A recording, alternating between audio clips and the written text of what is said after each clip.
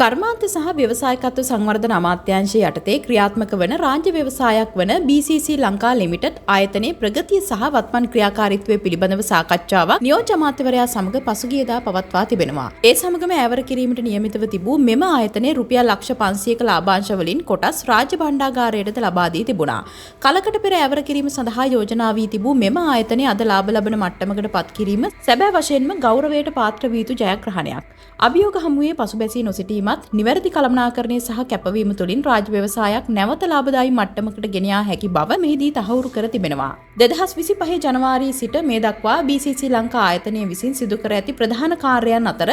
පොල්තෙල් පිරිබහදු කිරීමේ ක්‍රියාවලිය නවීකරණය කර වැඩි දියුණු කිරීම, නිෂ්පාදන කාර්යක්ෂමතාව වැඩි කරමින් බෙදා හැරීමේ ජාලය පුළුල් කිරීම සහ නව නියෝජිතයින් පත් කිරීම, බෙදා හැරීමේ කටයුතු සඳහා නවීන ලොරි රථයක් මිලදී ගැනීම, නවතා තිබූ BCC නිෂ්පාදන නැවත ආරම්භ කිරීම,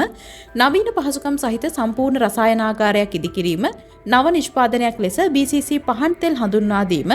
ආයතනික ක්‍රියාවලීන් ඩිජිටල්කරණය කරමින් අලවි අංශය පරිගණකගත කිරීම, පැරණි බැරල් නිෂ්පාදන කම්හල් ගොඩනැගිල්ල නවීකරණය කිරීම, උපයාගත් ලාභයෙන් රුපියල් මිලියන 50ක මුදලක් ලාභාංශ ලෙස මහා භාණ්ඩාගාරයට ලබා දීම, හෙළපොජුන් නවන්හල් ව්‍යාපෘතිය සහ සුපිරි වෙළඳසැලක් ඉදිකිරීම ඇතුළු පරිශ්‍ර සංවර්ධන ව්‍යාපෘති ආරම්භ කිරීම ආදී පරිවර්තනයන් රැසක් මෙහිදී සිදු වී තිබෙනවා.